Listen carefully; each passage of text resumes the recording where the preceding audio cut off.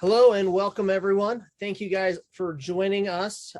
Thank you guys, ladies, etc., for joining us on how to be cyber smart in an ever-changing world. I am Scott Davis, your moderator for the next hour, and I'm joined today with four amazing panelists that are going to share their experiences and some amazing life lessons that they've learned over the years for you. So as we have a lot to discuss today, I'm going to ask each of the panelists to give a short introduction of themselves, and then we're going to dig right into it. So I'm going to begin with Liongard's own Everett Odom.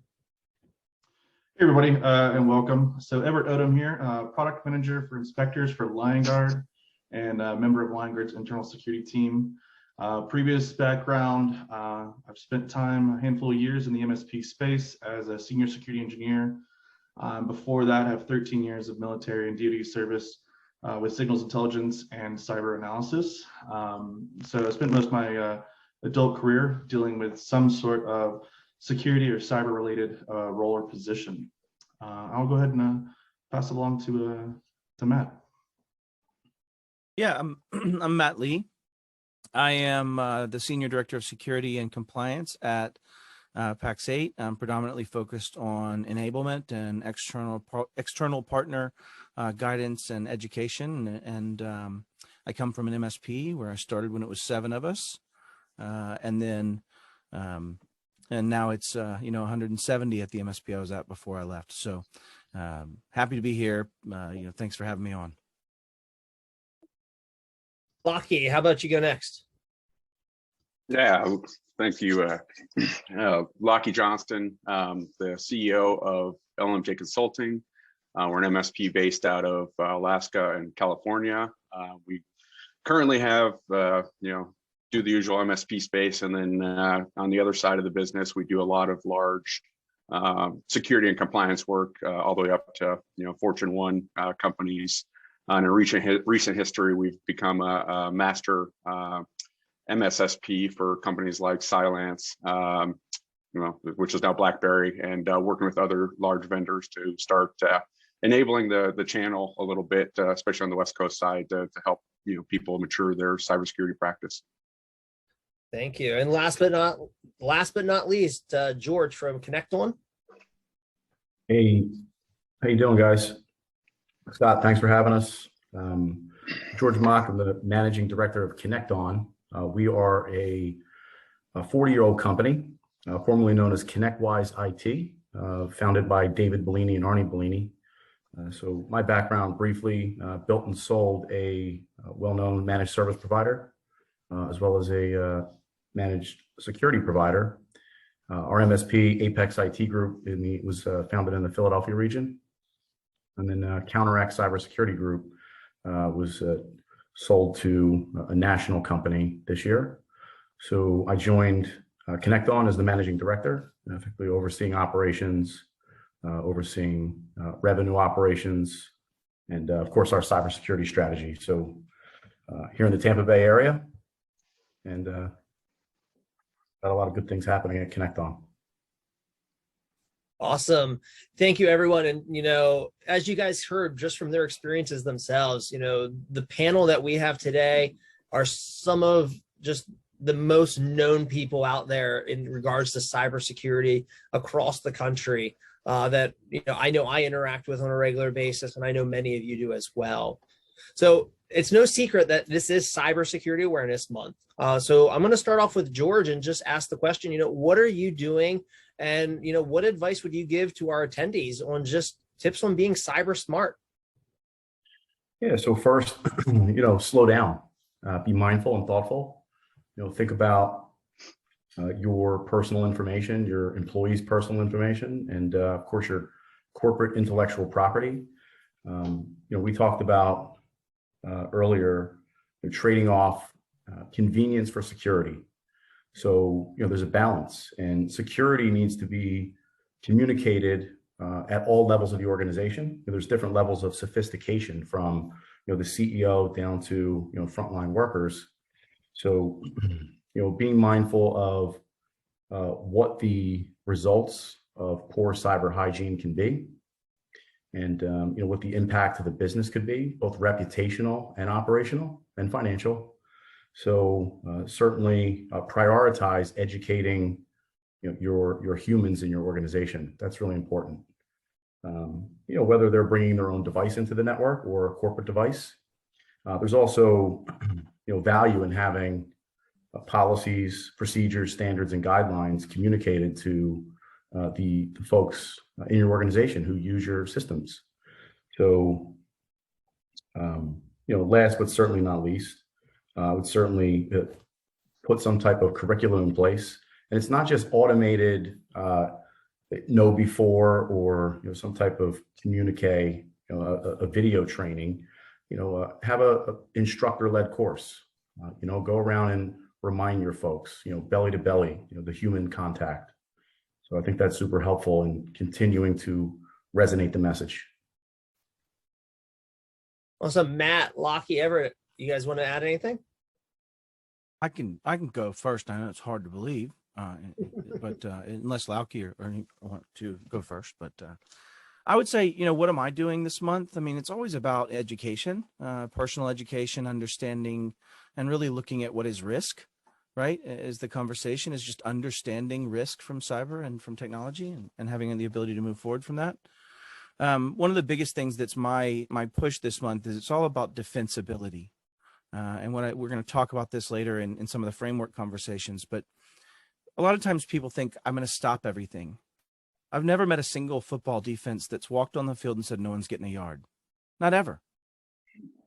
And the point is that we actually have to understand that we're going to lose. We have to understand that we're going to have to give some ground and realize and find it fast and fixed. And the other thing is we've got to stop shooting from the hip. We're so used to saying, I'm the smartest guy or gal in the room. I know this is the best antivirus and this is what I do. And but it's much better to have a defensible path, something where you could say as a coach, it's defensible to place 11 men on the field, right? When we're playing American football. The point is, though, is that if you can reference, I know I have to reference this now, we're like multinational in some cases. So, but, if you think of it this way, though, having a framework like CIS or NIST or those type of things, I happen to be teaching a course starting in October about the CIS controls to MSPs that are wanting to understand how they can build a defensible security strategy. And if you align with those and do each of the plays in that playbook and do all the things they say and find ways to improve that, much like improving players, then they can continue to iterate and have defensibility when they stand in front of 12 of their peers and say, yeah, nice John Fry, and gosh, the comments, and stand in front of their peers and say, listen, I did these things because this is what is prescriptive and I should be doing as part of my due care and standard of care. And so I think, what can you do this month? Educate yourself along some framework and drive forward in trying to take one of those and do it. And then ask yourself, did I do it well? That's really the process of security. So anyways, that's my piece on what we can do during Cybersecurity Awareness Month is really continued education and empowerment, but using a defensible strategy for security. So, and to tag on to that, Matt, I think the big piece of that is, I like to use analogies too, but like an infectious disease doctor, right? Sure. Those type of guys, you go out there and there's just everything going on, right? You walk outside, you're going to get 60 bacteria and viruses, just from, shaking somebody's hand, right? So the concept of the, this looks overwhelming at a high level, but actually start, two pieces, being intentional and then, putting it as a priority, right? To kind of say, hey, let's attack this. As we say in our space, the POAMs, right? Kind of making meaningful, the whole process of moving along. And yeah, as you have 11 people on the field, you may not have it right the first time, but you run that same drill 4 times over or 20 times over, 100 times normal, then all of a sudden it becomes behavior, right? So then you have that activity that just kind of rolls through the whole organization. Muscle memory. So yeah, right. Say, go Bucks. Nice. And if you can create the Tom Brady cybersecurity playbook, we can continue to win. Yeah. The tag onto that, the continuing to win, like cybersecurity and becoming cybersecurity and being smart about cybersecurity in general is an evolutionary thing, right? It's not a one and done. So all these things that were just said, right? The need there is to stop and evaluate, right? You can't just do it once. You have to do it, evaluate, redirect, right? Are you on target? Are you off target? Right? If you are on target, great, you hit that target. What's the next target? Move on, right? So like I said, it's not just evaluating that, but it's evolutionary. Matt spoke about to this, and that's you have to get in front of people. the death by PowerPoints, the routine, like here's this type of compliance training, click, click, click, click, click, you know. The thing is, but you know, we've learned at Liongard is we learn by teaching, right? So by forcing someone to get in front of you and explain this thing, they had to go and then learn it, right? And that's ever evolving, you know, within Liongard. So we force that culture is you know, to teach is to lead and to do them together, but it's also to learn, right? So you know, we're definitely focusing on that, and evaluation. Again, it's never done. You always have to go back and constantly evaluate what you've done and what you're doing, so you know where you came from, what you've completed, and what still needs to be done, because it's always going to be, there's always going to be something to do. There's always, to add on to the football analogy, there's always a yard to gain, another point to score, right? So the game's not over ever in cybersecurity, so to speak. Yeah. And one thing to add to that, I mean, look, there's never going to be no risk. That's not a real thing. So you have to figure out what you can live with, Right? You know, what you can tolerate. So, you know, there's events that happen all the time. You look at the impact of those events, the likelihood of them happening, and you know, you want to make sure that you don't over-architect your, what we call defense in depth, but your infrastructure to protect your assets. Right. You know, you got to be mindful in, you know, valuing those assets, and then how much time you're going to spend on those most valuable assets versus those least valuable assets. You know. Thanks. I got the approval from. Dude, hard hands over here. It doesn't seem to bring the camera to me, but hard hands. It's a business decision. It's a risk decision, you know. So there's always going to be residual risk. We call that, you know. But that level of residual risk is based on, you know, what we decide to live with. So if you have a Office 365 environment, you know, with 500 users, it's a lot of risk. You know, so you would invest in certain point products that map back to a framework, hopefully. You know, and that framework could be the NIST framework, could be, critical security controls. So I think that those frameworks give us a guiding point. So if you're not aware of them, research them. You know, go to NIST.gov, look up the National Cybersecurity Center of Excellence, the NCCOE. I think the CIS controls. So orient yourself, familiarize yourself with those controls. No, I think that's all great advice. I think the big thing to take out of there is education. And, whenever I start the conversation, I always start with, do you know what you're trying to protect? If you don't have the data in front of you to know where your weaknesses are, then how can you really start preparing on what you need to protect? Because you can't protect what you don't know. And, on that same token, you also want to tier your strategy. You want some overlap. So if a system was to go offline or a system was to fail, that you still have some overlap inside of there. And that comes into the next conversation of, building that right stack of tools. There's so many tools out there, and it's almost like the golden era, the wild west of cybersecurity related tools out there. I think every day I see another 5.1 pops up, and half of them are guaranteeing I'm never going to get ransomware again, which I think is just ridiculous because you can't promise that. But when I look at building the right stack of tools and having the right advisors is absolutely crucial. So I'm going to start with Matt Lee. How do you find the right advisors and, the partners for you? Okay. Let's see. Does the camera come to me this time? It's on you. Is it? All right. Fair enough. Okay. So, the building the right stack of tools, in my opinion, it's kind of like this. And I love analogies. It's the way I'm able to talk to people in a normal way and not sound like me. And so, I put it like this. Do you think about the scalpel and you're like, man, I'm going in for this heart surgery, but thank God they've got scalpel 7007. This one's legit. No, you go, listen, I want the best heart surgeon. I want someone that can talk to me about the risks, have the conversation about the surgery, and ultimately guide hopefully the appropriate tool for the job, surgeon, right? That can help and do that and use the right scalpel to cut and do what they have to do. And I think the point is that we often just try to go for the flashiness of this kind of paradox that vendors put out there. And I almost got kicked off of a webinar not too long ago for this conversation, but, vendors are so used to their marketing departments saying things like malware-free webinar, or this is the malware prevention 100%. Like, no, it's probably 74% efficacious, like in reality.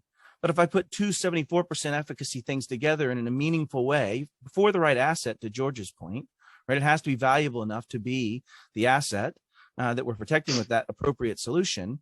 But we can put those two together and get a 90% efficacy out of two 70% products. And I think we're so used to hearing this paradox that this vendor is the solve, or this would have stopped your ransomware, or this would have prevent. Those things are only true in a certain set of circumstances that I, as a threat actor, can change quite quickly, right? And I think the point is that we really should work towards a why. What am I doing this for? What's the return on this investment? How will I reduce risk? What does that make sense, or does it not? Right? And tying it to something defensible like a framework, whether it is NIST or CIS or CSA or blah, blah, blah, other bodies of humans that have said these things reduce us down to the bell curve of risk. The two things inside the flanges on the edges is what we're trying to deal with right now. And I think if we start understanding that and then start saying, hey, why is this surgeon better than that surgeon? Well, they either taken more training, they have more capabilities, they've normalized the patients they see, right? Only people with this blood pressure, only people like they've done these things that have created those statistical things inside the bell curve. And you know, this is my wake up call to MSPs to say, go find ways to get the data, be defensible about the things, right? And collect them. That's the first two controls in the CIS family, right? Know thyself, you know, gather the information. What software is being used? What assets are touching my systems? So I would say that, you know, how do you choose the right stack? Ones that can answer the questions for the controls you're mapping to, that you've chosen to endeavor to be able to defend in front of your body of peers. So yeah, that's my piece on it. But lots of stacks have gone through my plans. I've failed many times. How do you make good decisions? Lots of bad decisions, right? 100%. In a vacuum, hopefully. I mean, to tag on to that, Matt, is I think from the mentor side, I mean, there's a bunch of evangelists out there like yourself that are, you know, speaking the truth as far as, you know, going through our own history of what these things look like. And, you know, I say the series of bad decisions of, you know, you go into a conference and, you know, I'll speak to hopefully some of the CEOs of MSPs on here, but you see a shiny ball and you hear that, you know, those marketing keywords. And next thing you know, you buy the product and then you deliver it and Siegel it on the team. And then they look at it and like, okay, it's quarter implemented. And what solution you're trying to solve, right? You know, that's 100%.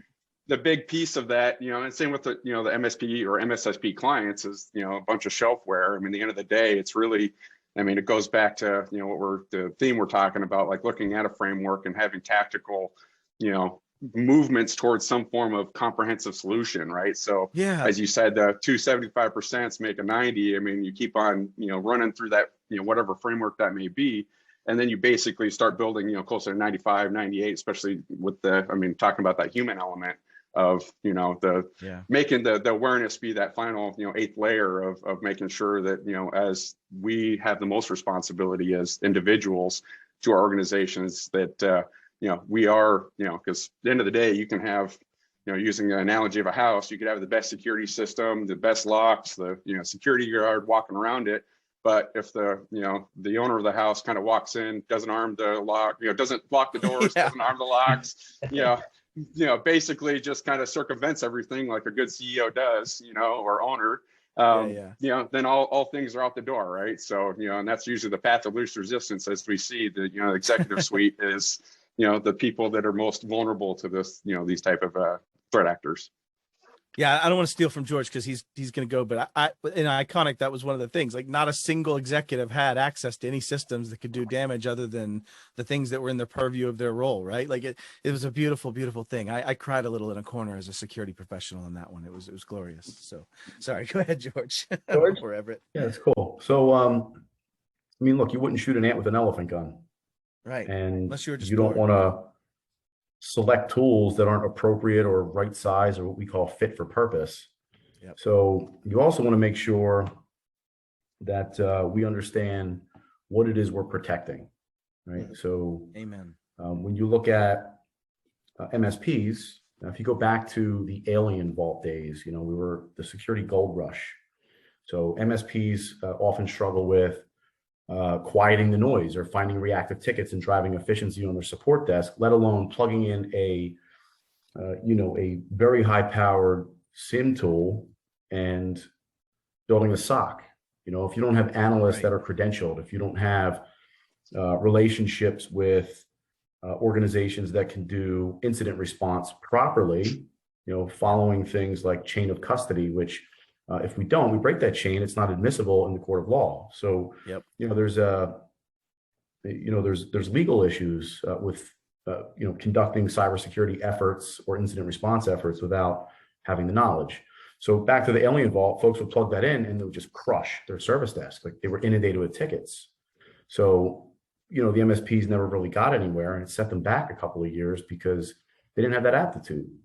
So again, I don't want to pinpoint specific tools, but when you're building your stack, I would certainly separate that security stack from your general managed services stack if you can. But having relationships with folks like Matt or Everett, security is a team sport. We share information. It's a collective intelligence, unless you're a black hat bad guy, but we even get intel from them too. So Yeah. There are lists, there are groups we can participate in that give us threat intelligence. So, if you see something, say something, that's a tool. There's cloud-based applications that can help us. Cisco has their solutions, and we call them ISACs. ISACs are information sharing and analysis centers, industry specific. You have to subscribe to them if you're in the auto industry. They have auto industry specific information. So, but here's the other thing. I think having relationships with organizations like ISC Squared, Yeah. Amen. or EC Council, Infragard is a Infragard, great one. being participative in, security in the game of it. And again, it's an arms race. We're never going to win. I think most practitioners know that. Like, sometimes we win, sometimes we lose. But when we fill a gap, somebody will figure out a way to evade that, that measure that we put in place. So again, having relationships with other practitioners is important. Building relationships with other MSPs, and not just the owners of those MSPs, but the technical folks, so to build that syndicate that, or it's a collective intelligence / mastermind group, whether it's a peer group like a HTG, it's Evolve, or, True Methods, has a lot of peer groups. So there are many, many resources out there in the MSP community that we can participate in to learn how to better protect our house. George, you pulled a string for me real quick on this one, because when we went through a major incident at a former MSP that I was at, and it was massive, and it was through an acquisition that we had done. We call that company Voldemort now. But when we acquired Voldemort, we learned that if we had some reciprocal agreement with another MSP to pay them for their services, was insurable. But if I used my people in overtime, it wasn't. And that difference was so valuable to understand ahead of time. And so it allowed us to start making operational agreements with other MSPs, with NDAs and pre-existing methodologies for credentialization and pre-existing processes for credentialization and access. And, so that we could create that kind of, bandwidth access to support whatever operations our insurer and our incident provider, management provider, because that was, obviously going to be first thing you have is engage your IR teams. And so we had those operational agreements. So Sorry, go ahead. Okay. No, that was it. So that's like the best defense is offense, assuming that it'll happen and getting out in front of it and being proactive. So, and not just being proactive, but being aggressive, like default aggressive with making sure that you have those resources at your fingertips. We call them controls, right? So physical controls or logical controls. So you have to appropriately select those controls based on what we're protecting. And also, so I'm a boxing fan, and I learned like the best defense for a punch is don't be there when it lands. You just don't be there. So, Amen. Don't put yourself in that position. So, with that said, you want to be able to recover quickly. A lot of folks in our industry really don't understand, like the mean time to repair or the recovery time objective and what that really means. But there's also fail back, right? Once you fail over. So, you take a, PAX 8, they have that infrastructure that they've built. It's highly redundant and available, a Datto. But again, one last thing, you need to understand, take Liongard. So understanding what you have logged in your client's software catalog, right? Even our own internal catalog of what we have as far as software and devices. If we don't know that, again, I think somebody said, I think it was Lauchie, you can't protect what you can't see. Yep. So I think tying all that back to you guys have all mentioned some great things, and it comes down, first off is being cyber smart and having the right stack is understanding analogies, right, and getting into those. True. And two is the biggest lock isn't always the best lock, right? We talk some of that stuff out there, but for me, when you talk about the stack, there's three things that are important, that I've done with some consulting and stuff. Is one is a vetting is a must, right? Like Yeah, you have to vet whatever it is, right? The stack. But validation is crucial, right?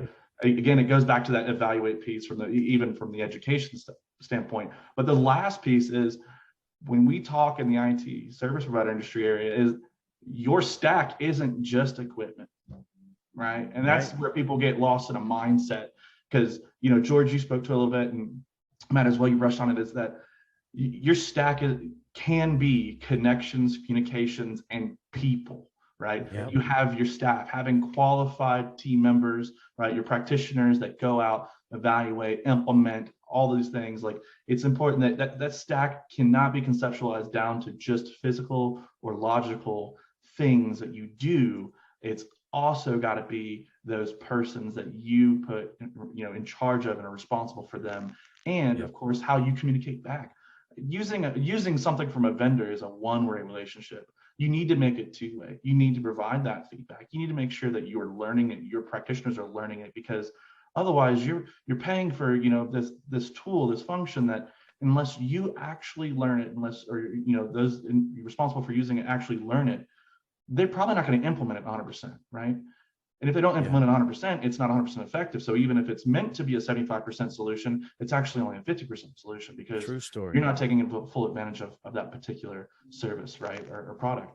And the same thing goes for that piece that I mentioned is the persons, right? The people like us that are on the other side of managing these things. Is we need to make sure we educate ourselves and those around us and those responsible in order for us to be 100% right capable, in implementing a stack, right? So like I said, I think that ties all the conversation back together is like the stack is not just, A, analogies, and B, tools. It's people, right? It's education, it's communication, it's involvement, right? George mentioned different things, ISACs, ISALs, right? Just getting involved in communities. It's a lot of things that can be made up and form a stack, but a stack cannot be nowadays thought of as just equipment, right? That's going to get you some trouble real fast. Well, and even better process and automation, Yeah. right, as well in that space. On the left side, yeah. So I kind of like, to tie some of that together is, the most important thing to realize is this is a journey, right? When you look at like HGG, and some of these, I've seen some good stuff happening. Or LMJ belongs to IT Nation Evolve or whatever we call it now. But we're watching the guys, and the good thing about it is, you kind of know who your peers are, right? And as you're working with them, there's a maturity like anything else. The Paul Dipples on the MSP side, right? They talk about this high level ML4 or whatever, and like we have this conversation with clients too, because they want to go through and do a pen test, and it's like, well, you don't even. You got a firewall and some kind of endpoint protection. Great. Yes, you might stop something, but the end of the day, that's really what it comes down to is kind of acknowledging, kind of having that baseline, especially as a peer group, to kind of really understand, what kind of controls are we putting in place and what does this really look like and what are we going to do next? So you're kind of, going back to our previous conversation, moving the ball forward, right? Because that's really what it comes down to, whether it's a peer or a mentor, is trying to figure out, at the end of the day, what and why, kind of circling back to what Everett said. If you don't really understand the why and what you're doing, the rest just falls apart. It turns into shelfware, it turns into whatever it may be. I could go buy Liongard and have 100 license and maybe have the 20 inspectors installed on half my clients, and what kind of value does that bring to our organization, right? So versus understanding the guys, a guy champion inside the company saying, hey, we need this because these things, and keep kind of beating that drum of this is why we need it, right? So everybody else can kind of get behind that. Yeah, the last plug there is that like your stack needs to be your stack and not your sales tool, right? Right. Like if you have said product or service or tool, like you need to be using it. It needs to be implemented. Like, again, going back to the pen test stuff, like the number of times we're like, we need a pen test because our compliance says we need to have a pen test. It's like, but do you know what you're attempting to find a vulnerability for? Like, you have to have a goal and objective there. But again, like I've said that once. Also, so profitability, in a security provider or a managed service provider is essential, because if you don't have enough profitability at the bottom line, you can't hire the right people. You can't invest in the right tools, and those things break down. So, it's really important that you get your act together, in your MSP. And it's hard, running the day-to-day stuff and trying to add revenue and hire people. There's a lot going on. But if you find the signal through the noise, your tools need to be able to do that for you. And you get a baseline, what good looks like. Take Liongard, being able to take that baseline and find when something executes against that and it changes normal, so your teams can respond and be able to resolve things quicker. So, and you can't do that if you don't have the right tool set in your stack. Yeah, and I just want to kind of emphasize a couple of things that I heard during that is you're absolutely right. It's, you can have the same stack as somebody else and do it completely differently. You can have all the right pieces in and only be halfway there. And, one thing that I always stress when I'm having these conversations is, that assessment, that vendor assessment. The amount of people that I talk to that aren't doing vendor assessments, they have no idea where their data is sitting, how their data is being secured, what association with it. There's vendors out there that haven't even done a SOC 2 compliance check. And, we're trusting them with our data. And if you're not doing those vendor assessments, then absolutely, that's a great place to start. And, I've heard the word framework an awful lot too. And there's a ton of great frameworks out there. And we've named some of them already, like CIS, NIST, CMMC, etc.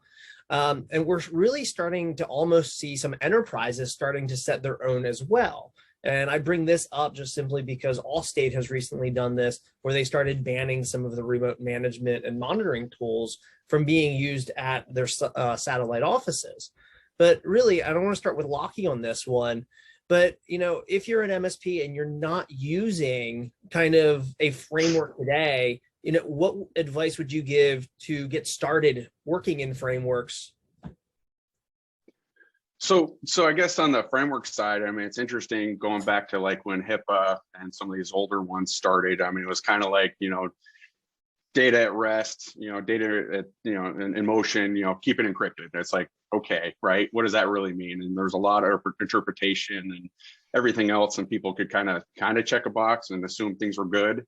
And, fast forward, 10 years or 10 plus years at this point, time's flying by, but, it is getting very prescriptive. We're starting to see, that as we've talked about some of these things like CIS, CMMC and some of these other ones, like for us, on our compliance side, CMMC is huge. And one of the good things that they've done most recently for government contracting is they used to, they had, these other previous frameworks of ITAR, DFARS, and then kind of moving into NIST, where, they started getting more prescriptive in the controls and how you manage that.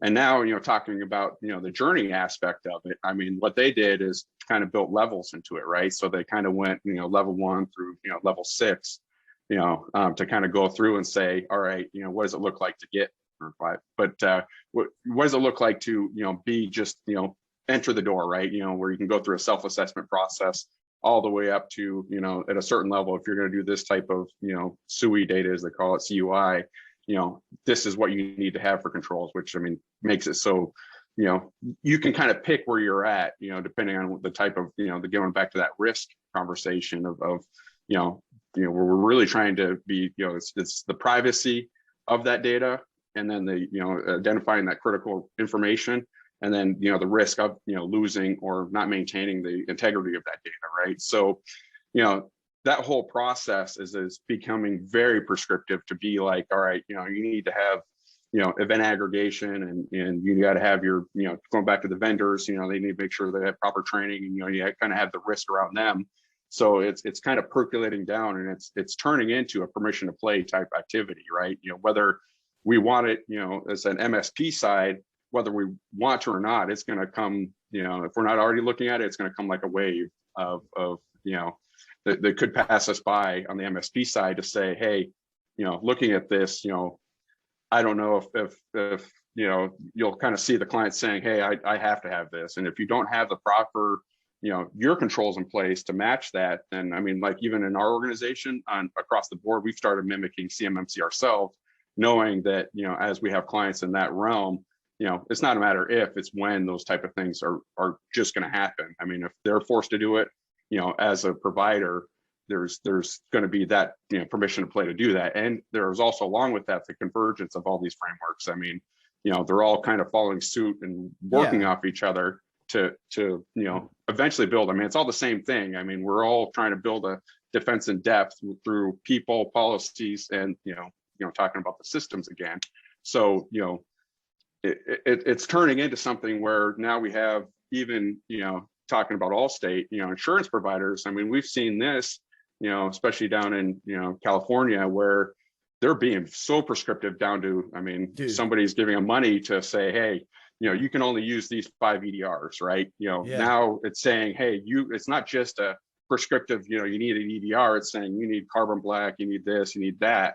And if you don't have those, just like the other side of Allstate saying, hey, we're not using our, you can't use these RMMs. They're saying, we only trust these guys, right? We've vetted them. This is where we're at. So it's, it is kind of turning into, we have our stack, and now we have, figuring out where our alignment is, working with these different frameworks, and or, I mean, insurance kind of drives a lot of that. As, I think recent history, we've had about probably 20 clients come to us and say, hey, can you do these 10 things for us? And it's the same 10 things we've been banging on for the last 3 or 5 years.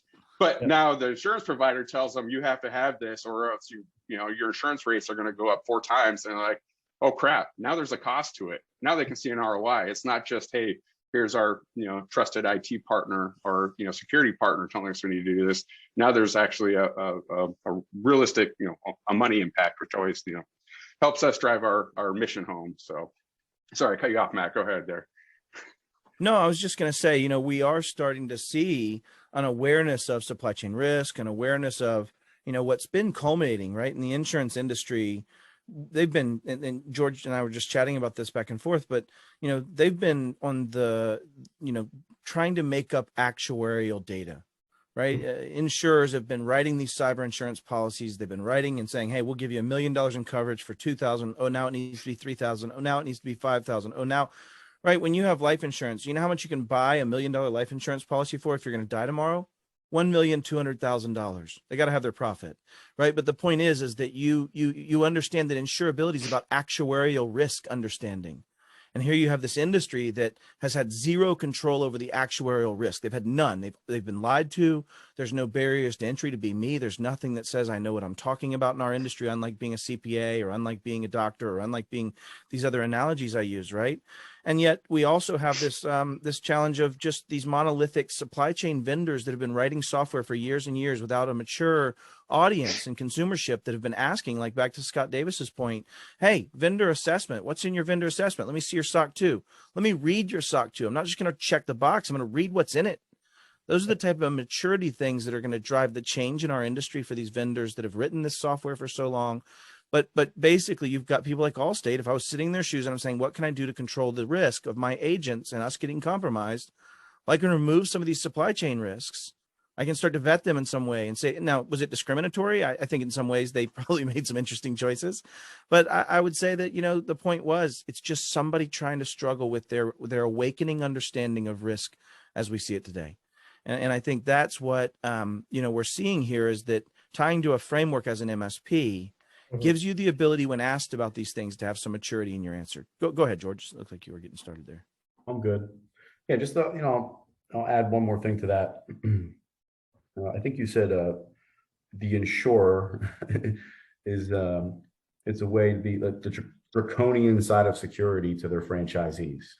Yeah. So, it's about reputation and, there's risk downstream in the supply chain. Yep. So when you look at our critical infrastructure, NIST refers to protecting our critical infrastructure, defined as what? Our small businesses. They're critical infrastructure in the United States of America.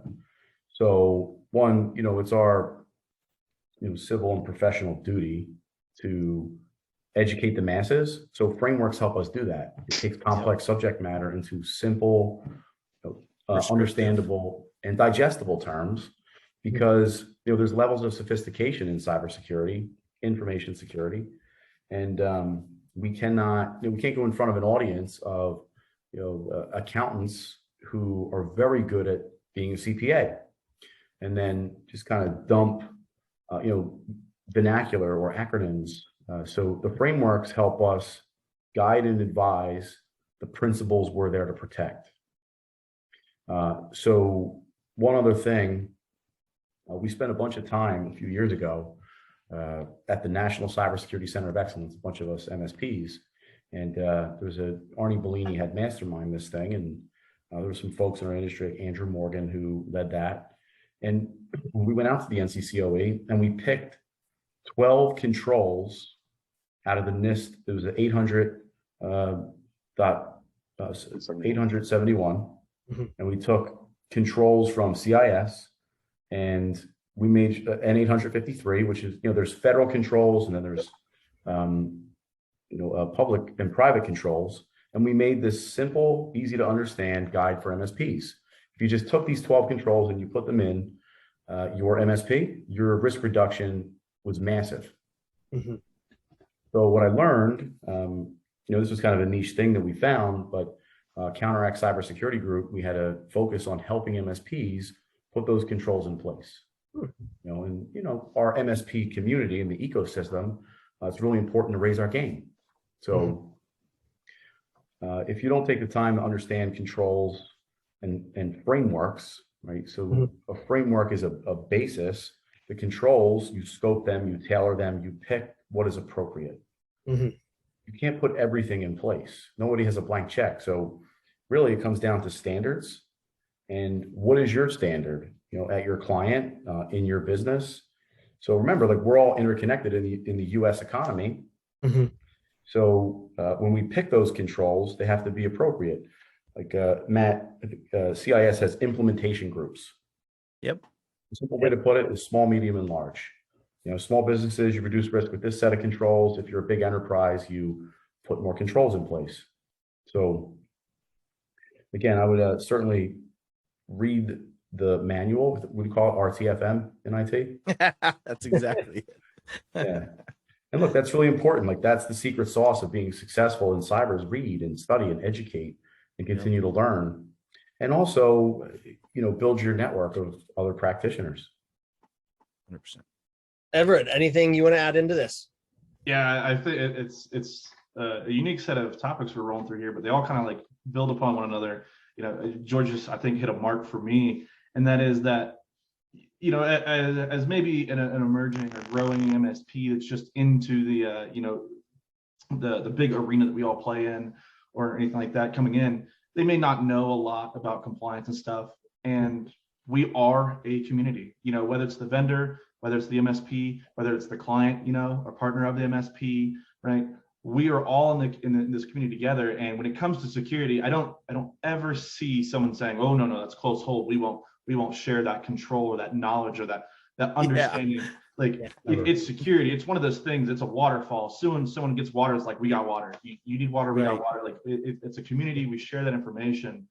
But with regards to like picking the right one, it's again, another point that George made is like, you need to know, you need to read, you need to understand where you're at. You need to understand where you're at, your marketplace, your dependencies.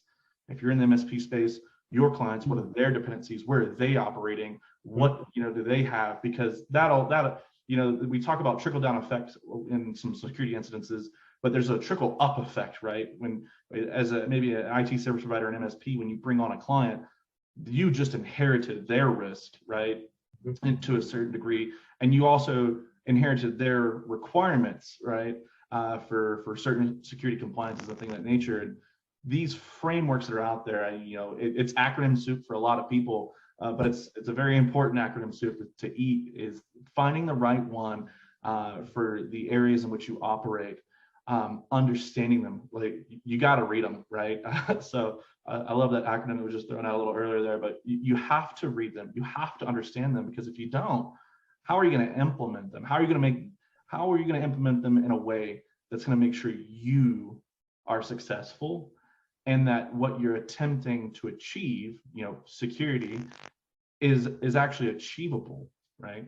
And again, we're never going to hit that 100% mark, but if what's the point of going out there and playing a sports game or whatever the case may be, if you're not going to attempt to learn the sport, right? Like you have to understand the arena in which you're in, educate yourself, and then again, force others to help educate you, right? Like go out, ask questions. I'm always pinging Scott with questions. I'm always reaching out to all these brilliant minds in the IT community saying, I ran into this. This is what I thought, because I think, I'm hot stuff today. And they're like, well, did you know? Bam. It's like, oh, knowledge bomb. I just learned something new on this control that I thought I was implementing correctly, that I'm not, that I could be implementing better, right? So I think it again, George hit a few marks there with, the community, reading, knowledge, right, and understanding. You have to have those things in order to be successful in the objectives you're looking to achieve. Yeah, I think that's a great summary. Link to the guide. So if everyone checks the chat, there's a link to the NCCOE. It's a subset of NIST. That's the document that came out of many hours of working with NIST and figuring out how to protect an MSP or an MSSP. We have to apply our own concepts and methods and make sure that our house is in order first.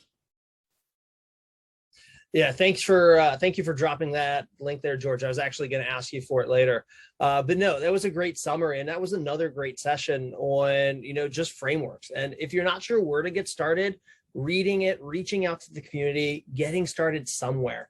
Chances are you're already doing bits and pieces of each one of them. It's just making sure that you understand why you're doing those pieces. And on the flip side of that, each one of your customers, somewhere along the line, there is a compliancy that they have to follow. Even if all they're doing is accepting credit cards, they have to follow the PCI DSS guidelines. So no matter what, chances are every one of your customers has a compliancy they have to meet. And that's based on one of those frameworks that we just talked about. Now I'm going to switch gears here just because we're running low on time. But each one of you guys on the panel have used Liongard in different ways. And what I'm curious about, just maybe a 1 or 2 minute answer, but kind of share how you've used it and how it's actually helped you increase security for you and the customers that you serve. I'm going to start with Everett, just because he was next on my list and he works at Liongard. So Everett.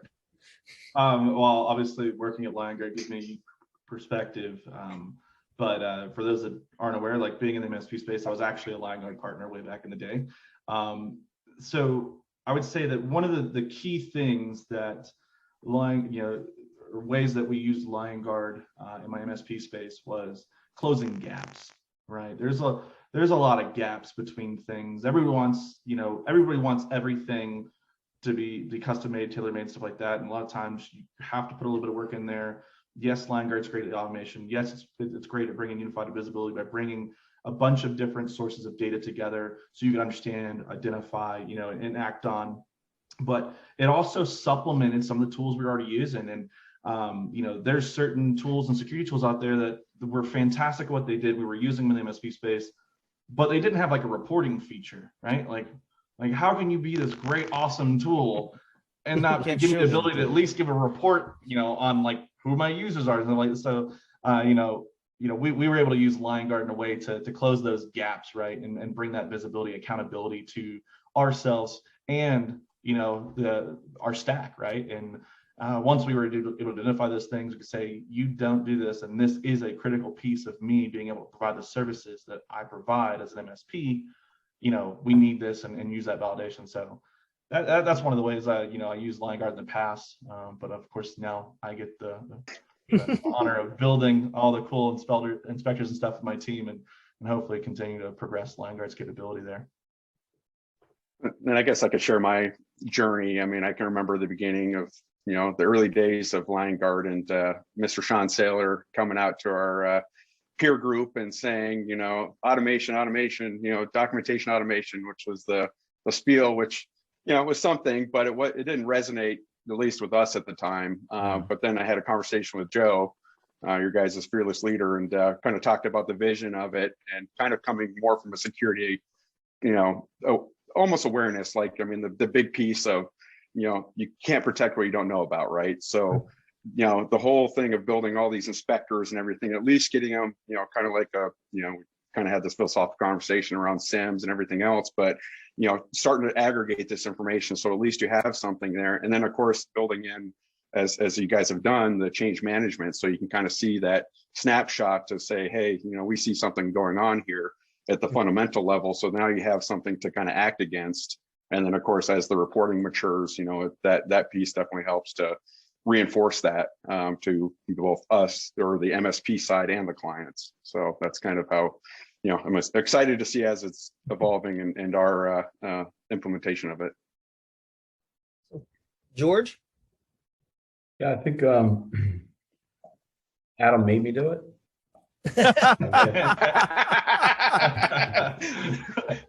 He said, hey man, you're gonna have to use this. I'm like, okay.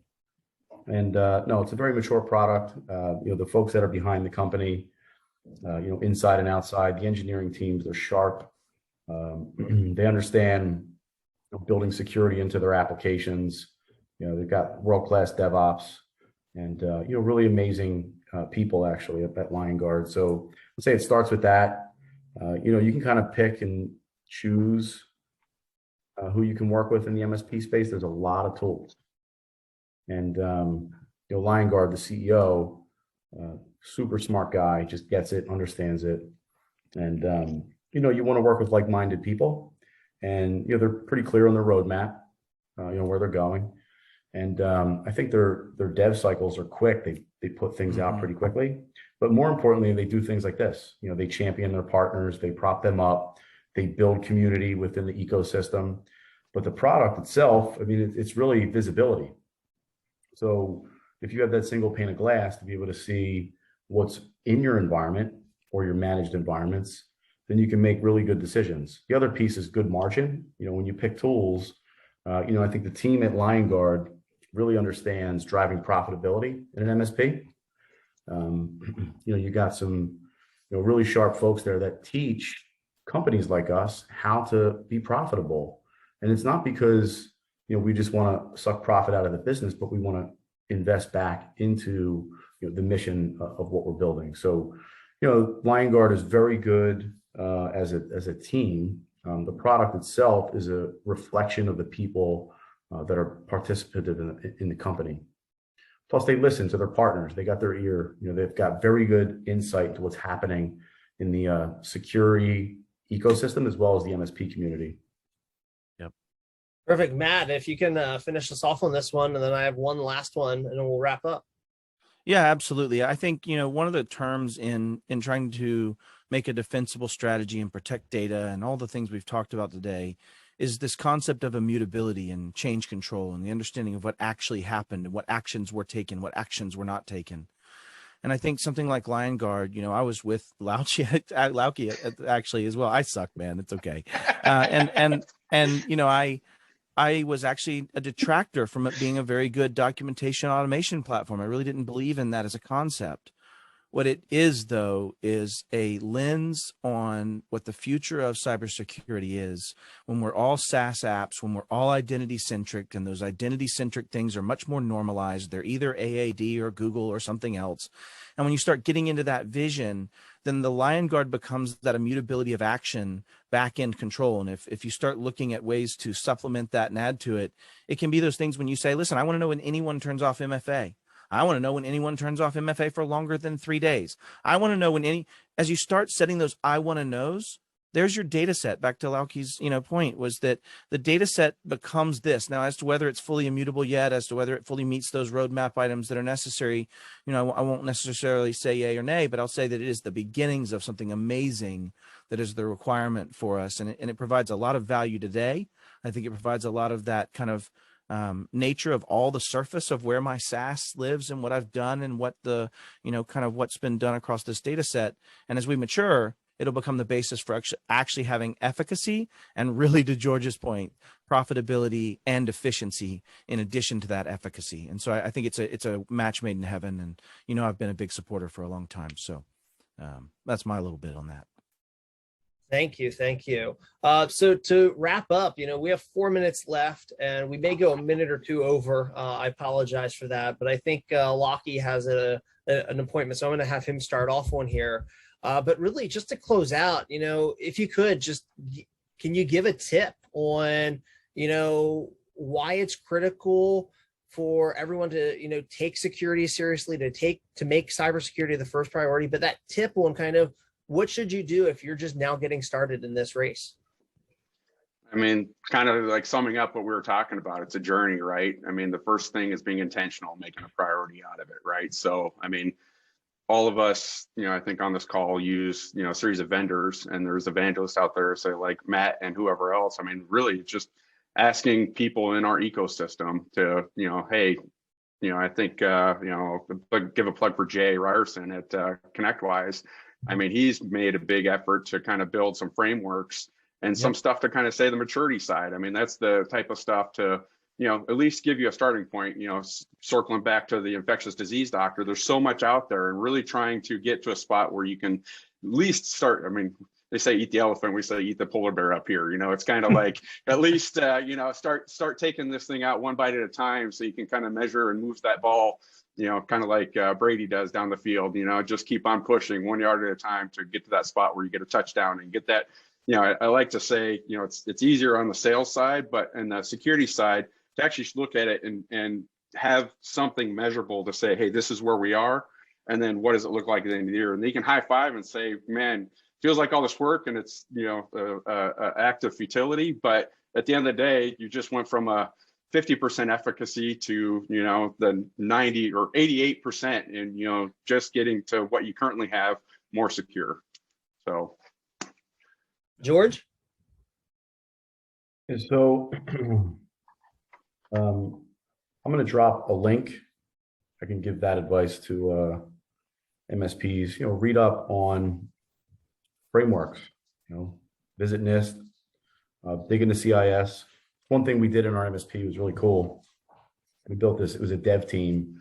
So, when the market demanded that we needed to respond to information security, there was a team of like 12 of us, and we would stay twice a week till 8 or 9 o'clock. And we would take these critical security controls and we put them into a software package that we would use to go benchmark our clients against those standards. And what it did was it raised everybody's game, from, the level 1 support desk guy who was interested in security to, the COO and, other, even sales folks, they would attend and they would learn. So just continue to learn and make sure you include everyone who's in your organization in the conversation. So. Perfect. Matt? Yeah, I mean, ditto. So I think, I would say, it's really just about iterative improvement, right? Continue to find out what you know. And if you look at CIS or NIST or any of them, they all start with know thyself. They all start with where's my surface, where's my attack surface, where's my data. And I think those are the most critical pieces, but iterate, get it wrong first, but have something there that's improving your efficacy, and then continue to improve that and ask the question, is this good enough? Is this the right, prescriptive? I love George's point of meeting once every X period of time and actually just crunching through controls and having conversations, whether that be client facing or inward facing or some combination of both. So. Yeah. And as soon as we put them into the system, they change that. Yeah, amen. True. There's actually 18 of them, I think. Is that correct, Matt? There's 18 now in CIS. Yeah. All right. I have to go, gentlemen. Thank you so very much. Everett, go ahead. Your last point. My last little plug there is, like everybody knows, knowledge is power, right? That's the common saying. Well, when it comes to cybersecurity, right, that's rings true there as well. As knowledge is also efficiency, right? If we want to be efficient, we have to continue to learn and evolve to the points that George and Matt, made. That you got to get out there, you got to read them, you got to review them, you got to continue to gain that knowledge. That knowledge makes you more efficient. The more efficient you are, the better you will be at that process, and in most cases you'll be more profitable as an organization as well, whether that be financially or just quality of life and services for yourself internally and your clientele. Awesome. Thank you. So I do want to, obviously, in terms of time, I do want to end it here, but huge thank you out to Everett for joining us from the Liongard team, Matt Lee from Pax8, Lauchie Johnston from LMJ Consulting, George Mach from ConnectOn. So definitely this panel wouldn't have been a success without each of your guys' time today. So thank you guys.